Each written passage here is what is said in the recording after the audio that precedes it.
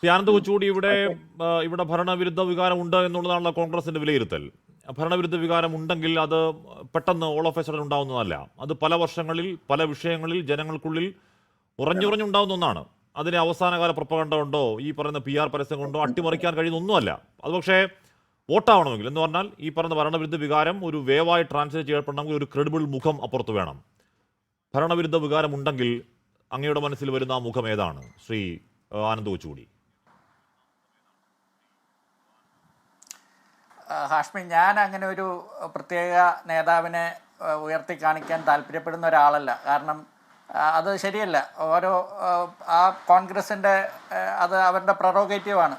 അവരാണ് തീരുമാനിക്കേണ്ടത് ആരെയാണ് മുഖ്യമന്ത്രി ആക്കേണ്ടതെന്ന്. അവർ ജയിക്കുക എന്ന ഈ പറഞ്ഞ പോലെ ഹൈപ്പോത്തറ്റിക്കൽ സിറ്റുവേഷനിൽ അതിൽ എനിക്ക് വലിയ സംശയമൊന്നുമില്ല. ശ്രീ ജയരാജനെ പോലെ അവരിനിയും മൂന്നാം പിണറായി സർക്കാർ ഉണ്ടാക്കുമെന്നുള്ള മിഥ്യാധാരണ എനിക്കില്ല.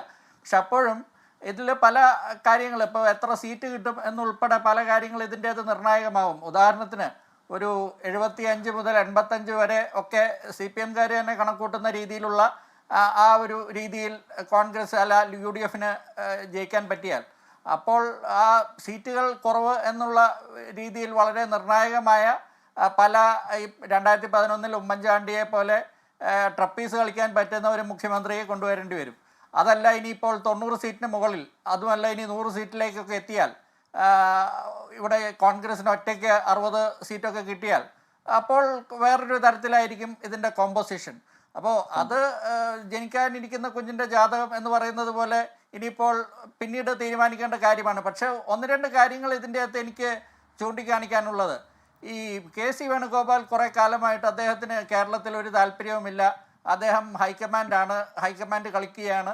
രാഹുൽ ഗാന്ധിക്ക് ഉപദേശിച്ച് 2026 കഴിഞ്ഞ് 2024 കഴിഞ്ഞ് ഇനിയിപ്പോൾ 2029 തെരഞ്ഞെടുപ്പിലേക്ക് പോകുമ്പോൾ KC വേണുഗോപാലിന് എന്തായാലും ഇവിടെ താല്പര്യമുണ്ട് എന്ന് കഴിഞ്ഞ ദിവസത്തെയും ഇന്നത്തെയും ഇന്നലത്തെയും പ്രതികരണങ്ങളിൽ നിന്ന് മനസ്സിലായി. പിന്നെ K. സുധാകരൻ ഉൾപ്പെടെ ഇവിടെ ഈ ഫേസ്ബുക്ക് പോസ്റ്റിട്ട എല്ലാ നേതാക്കളും അവരെല്ലാം KC വേണുഗോപാലിൻ്റെ കേരളത്തിൽ അദ്ദേഹം ഒരു ഗ്രൂപ്പ് ഉണ്ടാക്കിയപ്പോൾ അതിൻ്റെ തുടക്കകാലത്തുണ്ടായിരുന്നു. അതായത് KC വേണുഗോപാൽ ഇവിടെ കേരളത്തിൽ ആദ്യ ഗ്രൂപ്പ് ഉണ്ടാക്കുന്നത് പഴയ വയലാർ രവി ഗ്രൂപ്പിനെ എടുത്തുകൊണ്ടാണ്. ആ പഴയ വയലാർ രവി ഗ്രൂപ്പിൻ്റെ ആൾക്കാർ, അത് K. സുധാകരൻ മുതൽ മാത്യു കുഴൽനാടൻ മുതൽ ഈ പോസ്റ്റിട്ട ആൾക്കാർ, റോജി M. ജോൺ തുടങ്ങിയുള്ള എല്ലാവരും ആ പഴയ വയലാർ രവി ഗ്രൂപ്പിൻ്റെയോ അല്ലെങ്കിൽ ആ 4ാം ഗ്രൂപ്പിൻ്റെയോ ഭാഗമായിട്ടുള്ള ആൾക്കാരായിരുന്നു. അവരെല്ലാം ഇപ്പോൾ ഈ KC വേണുഗോപാലിനെ പിന്തുണച്ച് വരുന്നത് വെറും നിഷ്കളങ്കമായിട്ടുള്ള അവരുടെ മാത്രം താല്പര്യത്തിൻ്റെ അടിസ്ഥാനത്തിലല്ല എന്നുള്ളതും ഉറപ്പാണ്.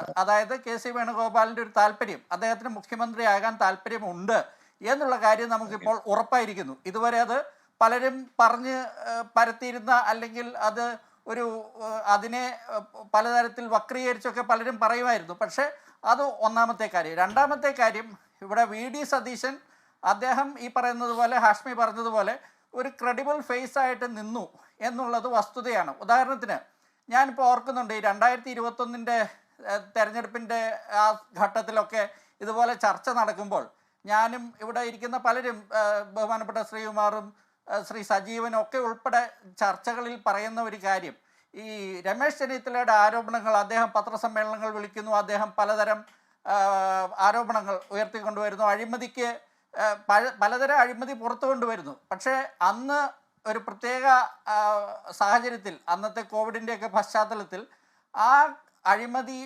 ആരോപണങ്ങൾക്കൊന്നും പലതിനും ക്രെഡിബിലിറ്റി കിട്ടാത്ത, അതിൽ മാധ്യമങ്ങൾക്കൊരു പങ്കുണ്ട്. മാധ്യമങ്ങൾ ഈ ആരോപണങ്ങൾക്ക് കൃത്യമായിട്ടുള്ള ഒരു പശ്ചാത്തലം ഒരുക്കി കൊടുക്കുന്നതിൽ, അതായത് ഈ കഴിഞ്ഞ 5 വർഷത്തിൽ മാധ്യമങ്ങൾ എങ്ങനെയാണോ അതിനുള്ള കാരണം എന്താണ്? അതിനുള്ള കാരണം എന്ന് പറഞ്ഞാൽ ആ സമയം എൻറ്റയർലി വേറൊരു സാഹചര്യമാണ്. എന്ന് പറഞ്ഞാൽ ആൾ ജീവിച്ചിരിക്കുകയോ മരിച്ചു പോകുന്ന പോലും ആശങ്ക ഉണ്ടായ വലിയൊരു സാഹചര്യം. നമ്മൾ ദീർഘനാളുകൾ വീടിനകത്ത് അടച്ചിടേണ്ടിരുന്ന സാഹചര്യം. മുഖ്യമന്ത്രിയുടെ എല്ലാ ദിവസവും വാർത്താ സമ്മേളനം വലിയ ആശ്വാസവും കരുതലുമായ സാഹചര്യം. അതിന് വലിയ റേറ്റിംഗ് മാധ്യമങ്ങൾക്കുണ്ടായിരുന്ന ഒരു കാലം. അങ്ങനെ ഒരു മനുഷ്യൻ സങ്കടപ്പെട്ട് ഡിപ്രസ് ആയിരുന്ന ഒരു കാലമാണ് ആ കാലം. അപ്പോൾ ആ കാലത്ത് സ്പ്രിംഗ്ലർ എന്ന് പറഞ്ഞാൽ എത്രത്തോളം വർക്കൗട്ട് ആവും? ആ ഒരു കാലത്തിൻ്റെ പ്രത്യേകത കൂടി ഉണ്ട് ആനന്ദ് കൊച്ചുകൂടി. തീർച്ചയായും ഹാഷ്മി, ഞാനത് പൂർണ്ണമായി അംഗീകരിക്കുന്നു. രണ്ടാമത്തെ കാര്യം, ഈ രമേശ് ചെന്നിത്തല പറഞ്ഞു വരുമ്പോൾ അദ്ദേഹം കുറച്ചുകൂടി ഒരു പഴയകാല രാഷ്ട്രീയക്കാരൻ എന്ന രീതിയിൽ അദ്ദേഹം പലതും പറഞ്ഞു വരുമ്പോൾ അത് ഇപ്പോഴത്തെ കാലത്ത് പലതും അതൊരു ഹാസ്യാത്മക രീതിയിൽ മാറുന്ന രീതിയിലേക്ക് അദ്ദേഹം പറയുമ്പോൾ അതിനൊരു കൃത്യതയില്ലായ്മ, അത് ഈ സതീശൻ്റെ കാര്യത്തിൽ നോക്കിയാൽ അദ്ദേഹത്തിൻ്റെ വാക്കുകളെല്ലാം കൃത്യമാണ്. പിണറായി വിജയൻ എങ്ങനെയാണോ വളരെ കൃത്യമായ വാക്കുകൾ ഉപയോഗിക്കുന്നത്, അല്ലെങ്കിൽ അദ്ദേഹം എങ്ങനെയാണ് തെറി പോലും വളരെ ആലോചിച്ച് പിണറായി വിജയൻ പറയുന്നത്, അതുപോലെ വളരെ കൃത്യമായിട്ട് വാക്കുകൾ ഉപയോഗിക്കുന്ന ഒരാളാണ് വി ഡി സതീശൻ. അപ്പോൾ ആ കൃത്യത, പിന്നെ ക്രെഡിബിലിറ്റി, ഇതിൻ്റെ എല്ലാം കാര്യത്തിൽ വി ഡി സതീശൻ ഒരു കൗണ്ടർ പോയിൻ്റായിട്ട്, അതായത് ഇത്രയും നാൾ ഇവിടെ CPM-ഉം LDF-ഉം പറഞ്ഞിരുന്നത് പിണറായി വിജയൻ അല്ലെങ്കിൽ മറ്റാര്, ഇത്തവണത്തെ ക്യാപ്ഷൻ തെരഞ്ഞെടുപ്പ് ക്യാമ്പയിനിലേക്ക് പോയപ്പോൾ പോലും മറ്റാരുണ്ട് LDF അല്ലാതെ എന്നവർ ചോദിക്കുന്നത് മറ്റാരുണ്ട് പിണറായി വിജയൻ അല്ലാതെ എന്ന രീതിയിലാണ്. പക്ഷേ ഇത്തവണ ഈ ക്രെഡിബിൾ ഫേസ് ആയിട്ട് വി ഡി സതീശൻ മുന്നിൽ നിന്ന് നയിച്ചത് എന്തായാലും അതിനൊരു അംഗീകാരം അല്ലെങ്കിൽ അതിൻ്റെ ഒരു ക്രെഡിറ്റ് വി ഡി സതീശനുണ്ട്.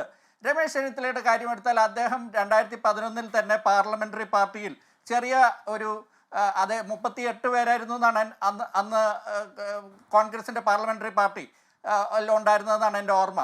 ആ 38 പേരിൽ ചെറിയ 1-2 പേരുടെ ഭൂരിപക്ഷം ഉമ്മൻചാണ്ടിയേക്കാൾ രമേശ് ചെന്നിത്തലയ്ക്കായിരുന്നു. പക്ഷേ അന്ന് രമേശ് ചെന്നിത്തല മുഖ്യമന്ത്രി സ്ഥാനം ഉമ്മൻചാണ്ടിക്ക് വിട്ടുകൊടുത്ത് വഴങ്ങിക്കൊടുത്ത് അന്ന് പല അഡ്ജസ്റ്റ്മെൻറ്റുകളും ഉണ്ടായിരുന്നു.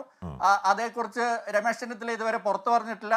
ആ കാര്യം എനിക്കറിയാം എന്താണ് അന്നത്തെ ഒരു അന്ന് എന്താണ് അവരുടെ ഒരു അറേഞ്ച്മെൻ്റ് എന്ന് എനിക്കറിയാം. പക്ഷെ ഞാനും അത് പറയുന്നില്ല, കാരണം രമേശ് ചെന്നിത്തല ഇതുവരെ അത് പുറത്തു പറയാത്ത സാഹചര്യത്തിൽ. അപ്പോൾ 2011 തന്നെ മുഖ്യമന്ത്രിയാകാൻ ഒരു ചെറിയ സാഹചര്യം ഉണ്ടായിരുന്ന രമേശ് ചെന്നിത്തല ഇപ്പോഴും അദ്ദേഹത്തിന് ഒരു ക്ലെയിം ഉണ്ട് എന്നുള്ള കാര്യം ശരിയാണ്. അപ്പോൾ ഇവർക്ക് 3 പേർക്കും അങ്ങനെ നോക്കിയാൽ പലതരത്തിലുള്ള സാഹചര്യത്തിൽ ഇവർക്ക് മുഖ്യമന്ത്രിമാരാകാം. പക്ഷേ ഇതിൽ KC വേണുഗോപാൽ ഈ പറന്നിറങ്ങി മുഖ്യമന്ത്രിയാകുന്നതിനെ ഇവിടെ ഒരു ഉപതെരഞ്ഞെടുപ്പ് അല്ല 2 ഉപതെരഞ്ഞെടുപ്പിൻ്റെ ഒരു കാര്യം ഇനി മുന്നോട്ട് വയ്ക്കുന്ന രീതിയിൽ അങ്ങനെ പറന്നിറങ്ങിയാൽ അത് കേരളത്തിലെ ജനങ്ങൾ അപ്പാടെ അംഗീകരിക്കുമെന്ന് എനിക്ക് സംശയമുണ്ട്. കാരണം ശരിയാണ്, 1-2 ബൈലക്ഷൻ അക്കാര്യത്തിൽ വേണ്ടി വരും. അപ്പോൾ അത് ഈ പറഞ്ഞ വോട്ടർമാരോടൊക്കെ എങ്ങനെ വിശദീകരിക്കുമെന്ന ചോദ്യമൊക്കെ അവിടെ നിൽക്കുന്നുണ്ട്. പക്ഷേ അവിടെ ക്ലെയിം അവിടെ നിൽക്കുകയാണ് താങ്കൾ പറയുന്നത് പോലെ. അല്ലാതെ KC വേണുഗോപാൽ ഈ കേരള രാഷ്ട്രീയത്തിൽ താല്പര്യമില്ല എന്ന് പറഞ്ഞ് മാറി നിൽക്കുന്നില്ല യഥാർത്ഥത്തിൽ.